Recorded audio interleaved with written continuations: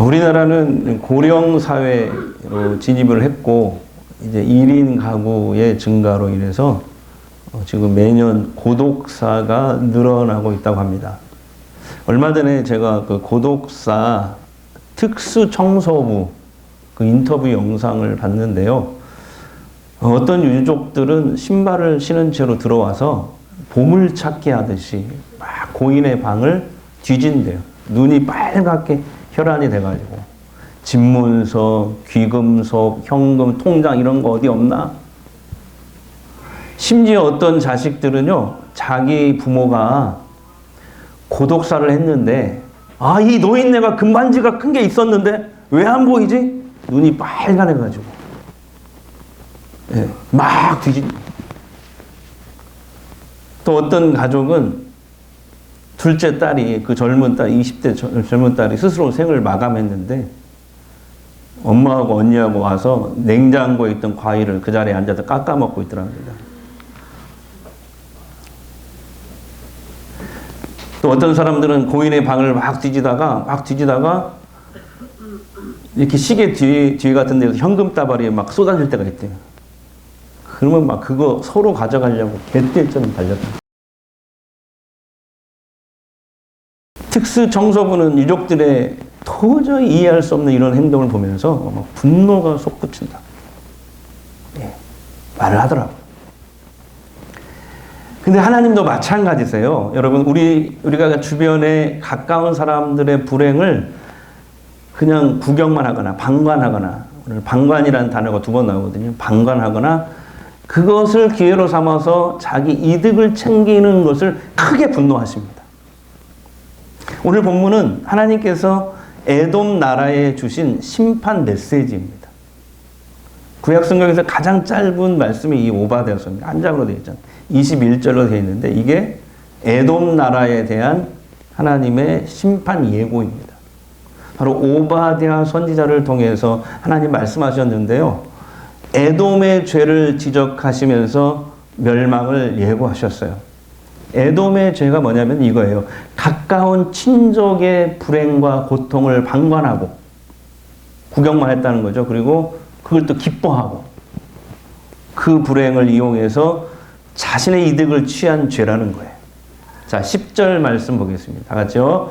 내가 내 형제 야곱에게 행한 포악으로 말미암아 부끄러움을 당하고 영원히 말절되리라. 에돔이란 나라는요, 이스라엘과 형제 나라예요, 형제 나라. 에돔이 누구냐면 에서의 후손들이에요. 그러니까 야곱과 에서는 쌍둥이 형제잖아요, 쌍둥이 형제. 예, 그죠? 아버지가 같은 이삭. 아버지가 이삭이잖아요. 야곱과. 야곱의 후손들이 이스라엘 사람들이 됐고, 그 다음에 에서의 후손들이 에돔 사람이 된 거예요. 이 지도를 보시면은 이렇게 이스라엘과 유다가 있고, 이스라엘 백성들이죠. 그 바로 밑에 에돔이 저렇게 위치하고 있는데요. 이 에돔과 이스라엘 유다는 사이가 서로 좋지 않았어요. 역사적으로. 이스라엘 민족이 출애굽해가지고 이제 가나안 땅에 들어올 때, 저기 이스라엘과 유다 현재 있는 저 땅이 가나안 땅이잖아요. 요단 서편. 저희 지금 이스라엘과 유다라고 써있는데 가나안 땅인데 저길 가려면 저 이집트에서 저 가나안 땅으로 들어가려면 에돔 길로 가는 것이, 에돔을 가로질러 가는 것이 지름길이잖아요. 그죠? 그래서 출애굽해가지고 광야 40년을 거의 마치고 이제 하나님의 약속하신 젖과 꿀이 흐르는 땅 가나안 땅으로 들어가려고 할 때 에돔이 길을 안 내주는 거예요. 우리 눈에 흙이 들어와도 절대 못 들어간다. 여기 한 발자국만 들어오면은 우리가 공격하겠다. 우리가 통행세를 주겠다. 물값도, 물 먹으면 물값 다 주겠다. 그래도 안 된다는 거예요. 그래가지고 이스라엘이 화가 나가지고 이 에돔과 전쟁을 하려고 했는데 하나님이 그때 딱 말리는 거야. 야. 그러지 마. 에돔은 니네 형제 나라야. 싸우지 마. 좀 힘들겠지만 밑으로 옆으로 이렇게 핑 돌아서 광야로 돌아서. 제가 광야를 한 30분 걸어봤는데 오늘 30도까지 올라간대요. 그래서 에어컨을 틀었지만은 40도, 낮에. 그리고 밤에는 영하 10도까지 내려갑니다. 이 광야거든요. 이 광야를 또 맨날 며칠을 저 지름길로 가면 금방 갈 수 있는데 돌아서 가라는 거야, 하나님. 왜 그래요?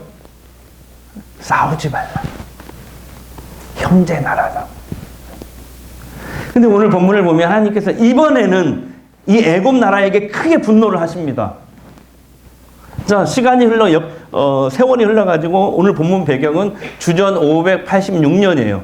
그러니까 이때 무슨 일이 있었냐면 이스라엘 이미 망했고 남유다만 남았는데 남유다가 이 불순종과 우상 숭배로 인해서 하나님께 심판받는 날이에요. 바벨론 나라가 쳐들어와서 완전히 초토화를 시킵니다. 남유다, 예루살렘을. 불바다로 만들어버려요. 보이는 사람마다 죽이고 가까스로 남은 사람은 포로로 끌려가잖아요. 이런 일이 있는 것이 오늘 본문의 배경이에요. 근데 하나님이 이날 에돔 사람들이 이스라엘 백성들에게 한 일을 보고 크게 지금 분노하시는 거예요. 자, 12절에서 14절까지 나오는데요. 이렇게 얘기하시는 거예요, 하나님이 지금. 야, 에돔, 형제국 유다가 망할 때 니네 방관만 하네. 아니, 크게 기뻐하네. 바벨론을 도와서 함께 약탈을 하네. 도망치는 사람 사거리에 딱 서가지고 붙잡아가지고 바벨론에 넘겨주네. 이렇게 네 가지 죄를 이렇게 열거를 하시는 거예요. 지금 그게 오늘 본문 말씀이거든요. 그러니까 하나님은 에돔 나라가 자기 이익 때문에 이 친족 이스라엘의 재앙과 고통을 방관했고 또 기뻐했으며 심지어 적국을 도와서 약탈을 했기 때문에 그 죄로 인해서 영원히 멸망할 것이라고 예언을 하십니다. 이 예언은 여러분 주전 312년에 역사적으로 그대로 이루어집니다. 하나님의 말씀은요 하나도 땅에 떨어지지 않습니다. 주전 312년에 이루어지는데 에돔이요 나바타인 사람들의 공격을 받고 완전히 멸망을 하는데 놀라운 게 있어요. 여기서 여러분. 여기 실제로 가보면 알아요. 저는 2번이나 가봤는데 이 에돔 사람들이 살던 곳이 어디냐면 그 요단강 동편, 지금 요르단 땅입니다. 요르단. 지금은 요르단에 가야 여기를 갈 수 있어요. 그래서 세일산이라고 하는 그 근처에 바위산이 정말 그 붉은 바위산이 아름답게 쫙 펼쳐졌는데 세상에 여기가 저는 미국은 안 가봤지만은 동양의 그랜드 캐년이라고 불려요. 너무 아름다워요. 예. 우리 교회 중축하고 여기 한번 가보시게요. 예. 아멘 하신 분들은 갈 줄로 믿습니다. 예. 한 250만 원 정도 들어요. 자, 어쨌든 아멘 하신 분들은 이제 갈 수 있는 능력과 재산과 아까 아멘 하신 분 늦었어요. 그 가서 보면은 그 해발 1,500m에 도시가 세워졌어요. 그러니까 백두산이 2,744잖아요. 그러니까 백두산 한 3분의 2쯤 올라간 지점 높은 곳에 그 아름다운 그 바위 산들이 쫙 펼쳐졌는데 거기다 도시를 건설했다니. 제가 찍어왔어요. 한번 보세요. 자, 이렇게 생겼어요. 와 나와야죠. 그렇죠. 네. 페트라. 이게 지금 페트라라고 하거든요. 근데 그때 에돔의 수도였어요. 근데 저기 이제 입구거든요. 저 옆에 여러분이 보실 때 오른쪽에 있는 게 입구인데 2m 입구가. 그리고 저기 사람 보이죠. 사람은 점으로 보이고 높은 이렇게 봐야 되는데 완전 요새 난공불락. 그러니까 여기에 적군이 쳐들어오면요 들어갈 때는 그냥 들어가는 나올 때는 못 나와요. 그냥 다 죽어요. 다 난공불락이라고 불리는 거죠. 그러니까 오늘 성경에도 하나님이 지적하시지만은 에돔 사람들은 교만했어요. 어느 누구도 우리를 감히 무너뜨릴 수가 없다. 그래서 우리는 하늘의 별과 같은 존재다. 하하하하. 그러면서 막 의시되고 교만했어요. 하지만 에돔은요 오늘 하나님 말씀대로 멸망하잖아요. 어떻게 멸망하는지 아세요? 진짜 허무해요. 그거 생각하면. 성경 예언대로예요. 배신 당한다고 오늘 나와 있거든요. 그곳을 지나다니는 실크로드 상인들, 대상들이 있어요. 반드시 이 페트라를 지나가야 되는데, 대상들이 이제 여기 와서 물건도 팔고 막 그럴 거 아니에요? 그래서 에돔 사람들하고 친해지는 거예요. 밥도 같이 먹고, 뭐 술도 마시고 그럴 거 아니에요? 물건도 팔고. 서로 교류하다가, 이렇게 술이 취할 때 이제 물어본 거죠. 이제 대상들이, 근데 여기 비밀 통로가 있을 것 같은데, 여러분 에돔 사람들 많은 비밀 통로가 있는데 좀 알려주시면 안 돼요? 다 불어버린 거지. 그래가지고 이 대상들이 이 나바티안, 이 적국 사람들한테 이 정보를 판 거죠. 그러니까 이 페트라가 망할 때 어떻게 망하냐면 비밀 통로로 다 들어와가지고 공격하는 거예요. 그래서 망하게 된 거예요. 난공불락이라고 불렸던, 감히 우리를 누가 멸망시켜? 라고 교만에 그게 달았던 이 사람들이 무너질 때는 그렇게 하루아침에 하나님 말씀대로, 그때 하나님 말씀 그대로 실현되는 걸 볼 수 있습니다. 이곳에 가서, 실제로 가서 보면은 이 하나님의 말씀이 다 들어오더라고요. 하나님은 가까운 사람의 고통이나 불행을 방관하거나 기뻐하며 그걸 이용해서 자기의 이득을 취하려고 하는 것을 매우 심각한 죄로 여기시는 걸 볼 수 있습니다. 심지어 원수라도, 그 사람이 원수라 할지라도 그 사람의 불행과 고통을 바라거나 기뻐해서도 안 된다고 하세요. 자, 이번 주 하가다 말씀 한번 보겠습니다. 잠언 24장 17절 시작. 내 원수가 넘어질 때 즐거워하지 말며 그가 엎드려질 때 마음에 기뻐하지 말라. 한 번 더 시작. 내 원수가 넘어질 때 즐거워하지 말며 그가 넘어질 때 마음에 기뻐하지 말라. 그 다음에 이런 말씀도 있어요. 17장 5절. 사람의 재앙을 기뻐하는 자는 형벌을 면치 못한다. 근데 여기서 끝이 아니에요, 여러분. 하나님은 한술 더 뜨셔요. 아주 속 터지는 말씀을 주셔요. 그래서 내가 오늘 설교 제목을 속 터지는 말씀이라고 제가 적어놨어요. 여기서 끝이 아니에요. 이런 말씀을 하셔요. 야, 원수는 내가 갚을 테니까 너는 그 원수가 배고파 하거든 음식을 가져다 먹이고 목말라서 죽게 생겼거든 물을 마시게 하래요. 자, 잠언 25장 21절 22절 같이 읽겠습니다. 내 원수가 배고파 하거든 음식을 먹이고 목말라 하거든 물을 마시게 하라. 그리하는 것은 핀 숲을 그의 머리에 놓는 것과 일반이요 여호와께서 내게 갚아주시리라. 여러분, 살다 보면 우리 주변에요 에돔과 같은 사람들이 생겨나요. 나를 싫어하는 사람, 나를 미워하는 사람, 나를 힘들게 하는 사람, 나를 속이려고 하는 사람, 나에게 상처를 주고 나에게 손해를 끼치는 사람. 또 어떤 일로 인해서 원수 같은 사람이 생깁니다. 저는 옛날에 있는데 지금 없거든요. 여러분 지금 혹시 있으신가요, 원수? 장로님 있으세요? 저요? 네, 원수는 없네요. 있어요. 아까보다 깜짝 놀랐어요. 예. 일부 예배 때 물어보니까 몇 사람이 있다고 하더라고요. 그래서 내가 없다고 해야죠. 내가.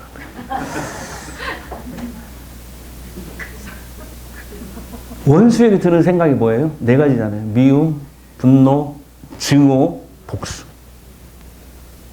내가 어떻게 너 잘 되는 꼴 절대 못 봐. 내가 반드시 복수할 거야. 내가 너한테 당한 대로 내가 갚아준다. 너 내 눈에 눈물 흘리겠지? 나는 네 눈에 피눈물 흘리게 할 거야. 속으로 막 부글부글하고 마음속에 칼을 날마다 가시는 분도 여기는 없어요. 칼을 가고 있어요. 마음속에. 두고 보자는 거죠.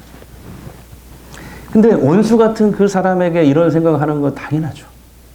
그게 우리 인간의 죄된 본성이거든요. 저도 마찬가지예요. 또 그 원수가 만약에 굶어 죽게 생겼다면, 목말라 죽게 되었다면은, 또 잘못돼가지고 망했다면은, 그때 우리는 어떻습니까? 아, 잘됐다. 내가 손대지도 않았는데, 이제 죽게 생겼네. 망하게 생겼네. 아, 통쾌하다. 라는 마음이 우리에게 있지 않나요? 저만 있나요? 옆에 계시는 분에게 물어보세요. 그런 마음 있죠? 물어보세요. 그런데 하나님은 우리 마음과는 정반대로 속 터지는 말씀을 우리에게 주셔요. 보세요. 그 원수가 배고파하거든 그냥 버려두면 안 돼. 먹을 것을 싸가지고 가서 네가 줘야 돼. 그 원수가 목말라 하면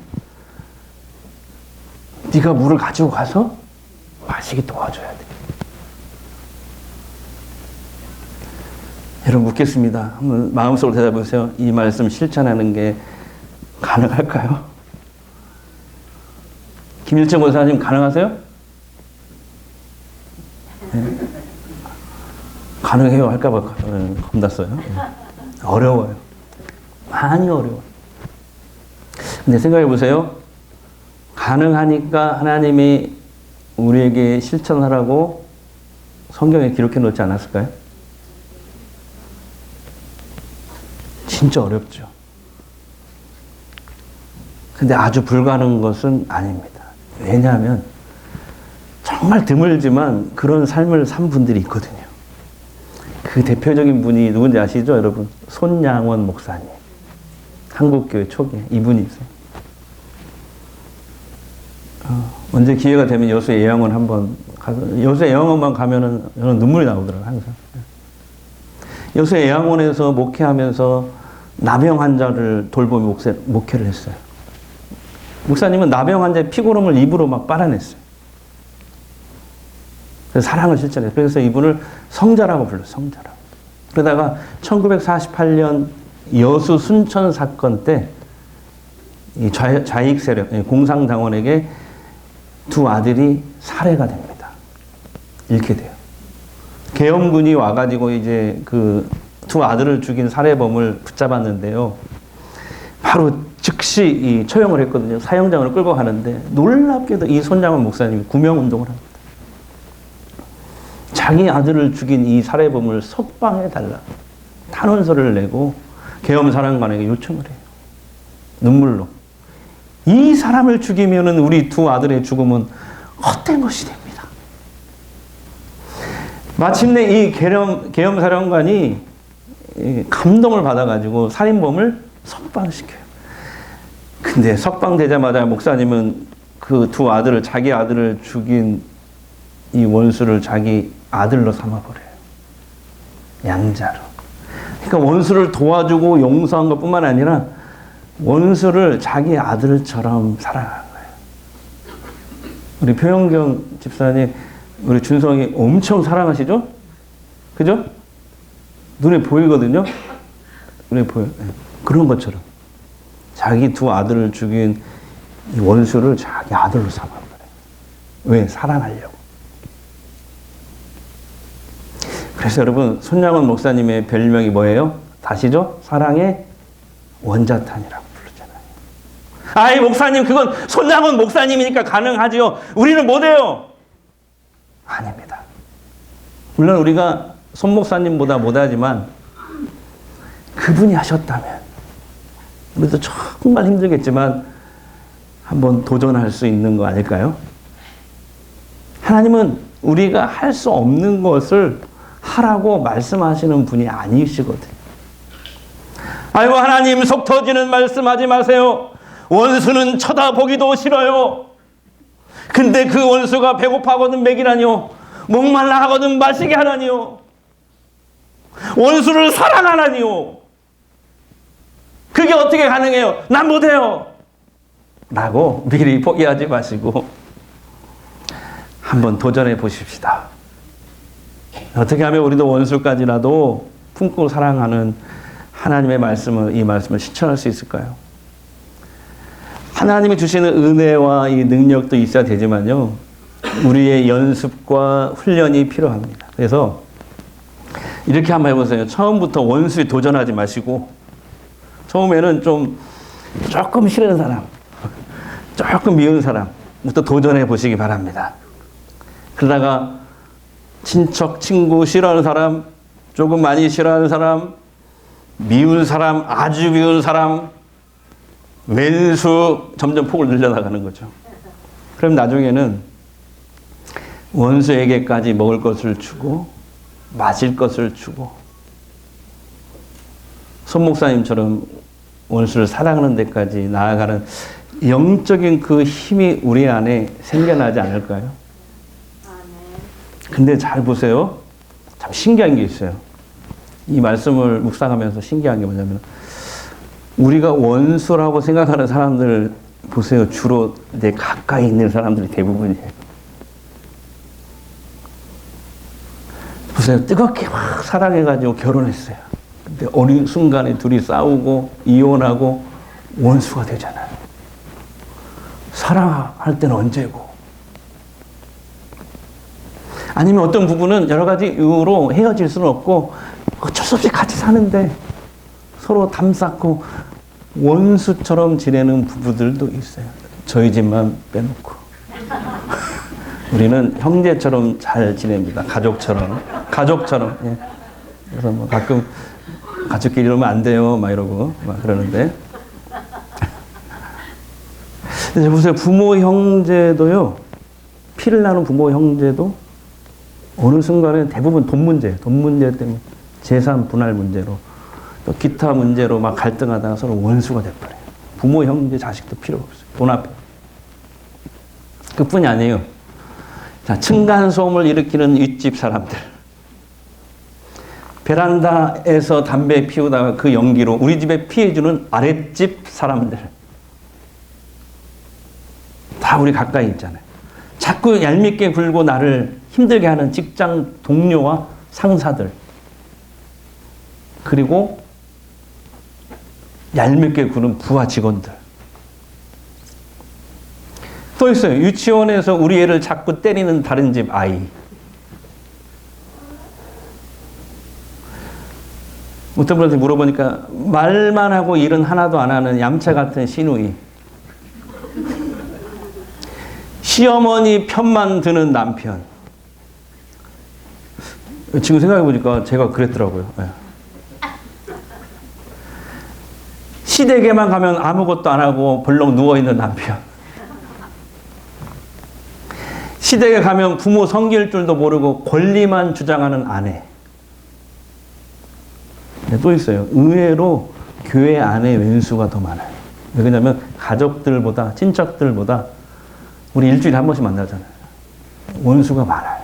교회 안에서. 이게 참 아이러니하지 않습니까?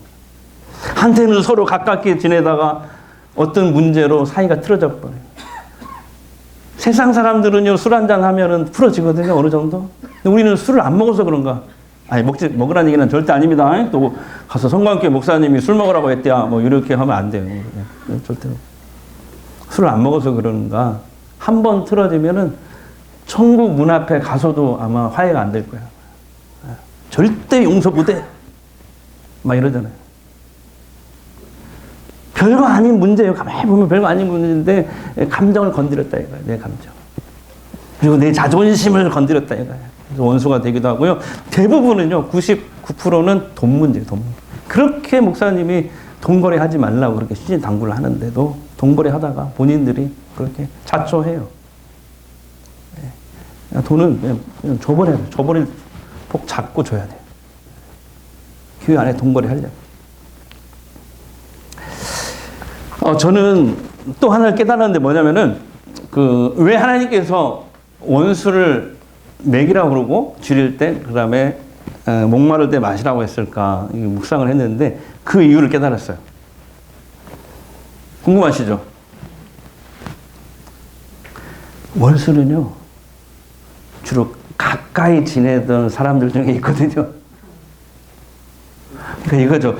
북한의 김정은은 용서할 수 있대야. 근데 그 사람은 한때 가깝게 지냈던, 사랑했던 그 사람은 그 원수는 절대 용서하지 못하겠대요. 그러니 여러분, 우선 내 주변에 불편한 사람들부터 먼저 품고 용서하고 사랑하는 일에 한번 도전해 보시기 바랍니다. 그래, 하나님 말씀대로 살면요, 결국 어떻게 되면 용서는 내가 살아요. 내가 살아요. 내가 살기 위해서라도 용서하고 품어야 돼요. 그리고 내가 품으면 세상이 변화하기 시작합니다. 여러분, 손양원 목사님의 아들을 죽인 그 원수는요, 지금, 그때 이후에 이제 회개를 하고 예수를 믿고 신학을 공부했잖아요. 빈민촌에 들어가서 사역을 합니다. 여러분, 사람이 쉽게 변해, 안 변해요? 안 변해요. 그러나 하나님 말씀대로 실천한 나를 보고 감동한 그 악한 죄인이 변하여 예수를 믿고 하나님의 일을 하는 사역자가 되었다는 이 사실, 얼마나 큰 복수입니까, 이거? 꼭 복수를 꼭 죽이고 망해야만 복수하는 겁니까? 그 사람이 하나님의 사람으로 변화되고 나를 좋아하는 사람으로 바뀌게 되면 최고의 복수 아닐까? 목사님, 그러면 내 억울함은 어떻게 해요? 내 원수는 누가 갚아요? 하나님 말씀하시잖아요. 원수는 누가 갚는다고? 내가 갚는다. 하나님께 맡기세요.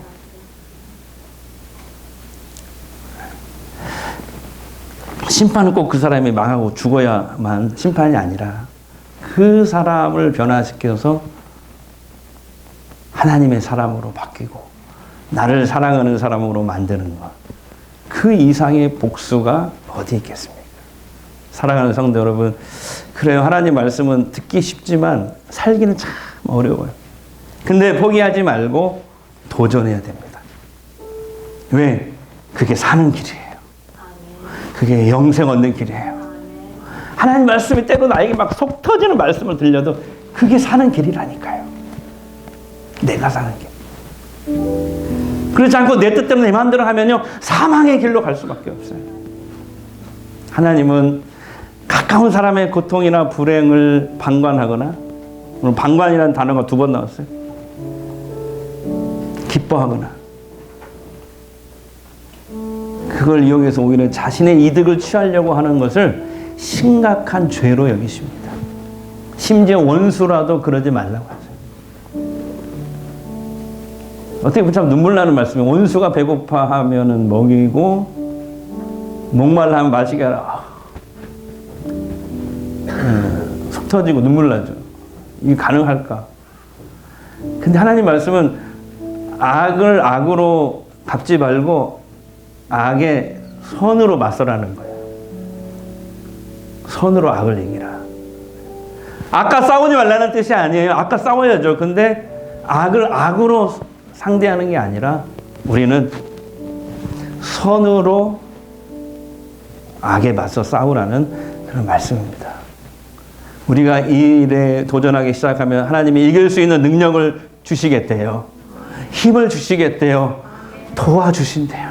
우리 힘들지만 한번 도전해 봅시다. 네. 그래서 하나님 말씀으로 세상을 바꾸고 이 땅에 하나님 나라를 함께 이루어 가기를 저 여러분이 다 되실 수 있기를 주님으로 축원합니다. 세상 일에 실패했어도 너는 절망하지 말라.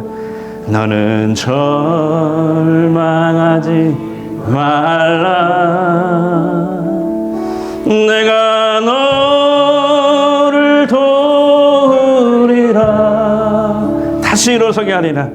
다시 일어서게 하리라. 질병으로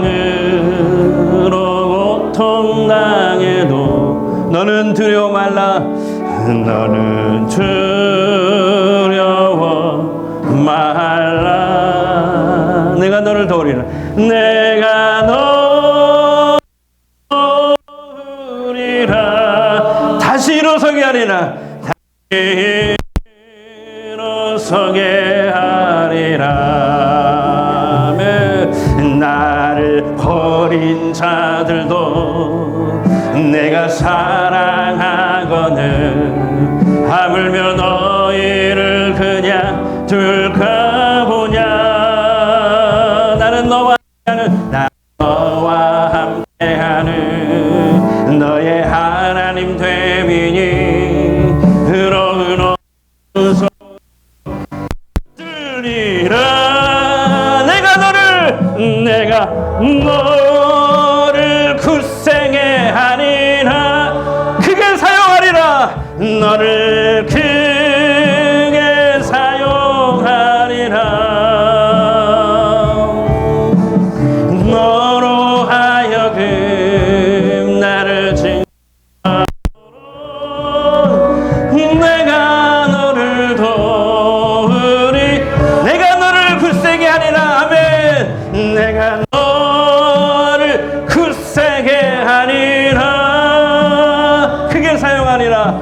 너를 크게 사용하리라.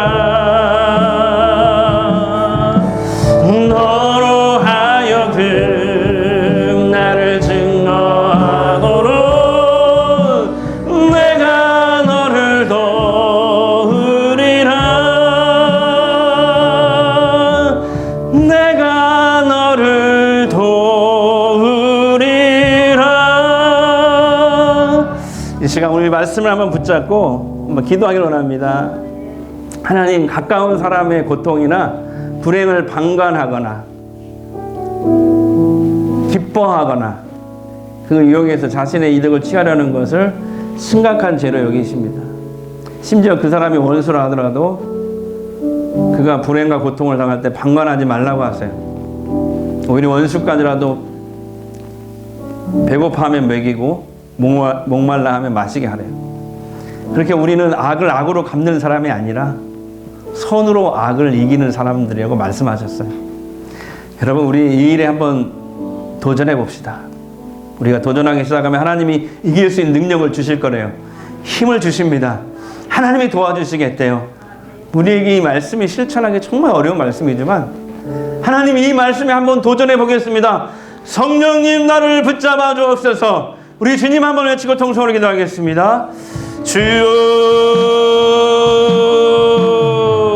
우리 아버지 하나님 감사합니다. 악의 악을 악으로 대하지 말고 선으로 악을 이기나. 하나님, 이 일을 도전하기 시작하면 하나님이 이길 수 있는 능력을 주십니다. 하나님의 도와주십니다. 우리에게 말씀이 실천하기 정말 어려운 말씀입니다. 이 말씀에 한번 도전해 보겠습니다. 성령님, 나를 붙잡아 주시옵소서. 성령님, 나를 붙잡아 주시옵소서. 아버지 도와주시옵소서. 원수가 목말라 하거든 마시게 하라. 원수가 줄이거든 네가 가서 먹게 하라. 하나님, 정말 불가능한 미션입니다. 아니, 싫은 사람에게 뭐 주는 것도 싫은데, 쳐다보기도 싫은데 먹을 걸 주라니요, 마실 걸 갖다 주라니요. 이건 사람으로서 할 수 있는 일이 아닙니다. 정말 하나님이 우리를 붙잡아 주시지 않으면 불가능한 말씀입니다. 그러나 하나님 오늘 우리에게 말씀하십니다. 너는 믿는 사람이잖아. 우리에게 이 말씀을 주신 건 너도 할 수 있어. 너도 손양원 목사님처럼 될 수 있어. 믿음은 그만한 능력이 있는 거야 라고 우리에게 가르쳐 주시니 감사합니다. 도전할 수 있게 해 주시옵소서. 원수 갚는 것으로, 복수하는 것으로 원수를 갚지 말고 사랑으로, 선으로 원수를 갚고 악에 맞서는, 그리고 그 원수에 갚는 것은 하나님께 다 맡겨버리고, 그래서 우리를 통해 이 세상에 복수하는 그런 전쟁의 역사가 그치고 원수까지라도 사랑하고 그 원수의 사랑까지 받아낼 줄 아는 놀라운 세상 만들어내는 이 마지막 시대의 크리스천들이 다 될 수 있도록 저희들을 축복하여 주시옵소서. 치유기도 하겠습니다. 아픈 곳에 손을 대십시오. 마음이 힘드신 분들은 두 손을 가슴에 대시고 기도하겠습니다. 이 시간 주님이 원하시면 어떤 질병이라도 치유됩니다. 이 시간 예수 그리스도 이름으로 선포합니다. 예수 이름으로 명하노니 우리를 묶고 있는 모든 두려움이 떠나갈지어다. 절망은 떠나갈지어다. 어둠은 떠나갈지어다. 질병은 떠나갈지어다. 자꾸 우리를 힘들게 하고 우울하게 만들고 좌절시키고 낙심하게 하는 모든 어둠의 영은 예수 이름으로 저주받고 떠나갈지어다.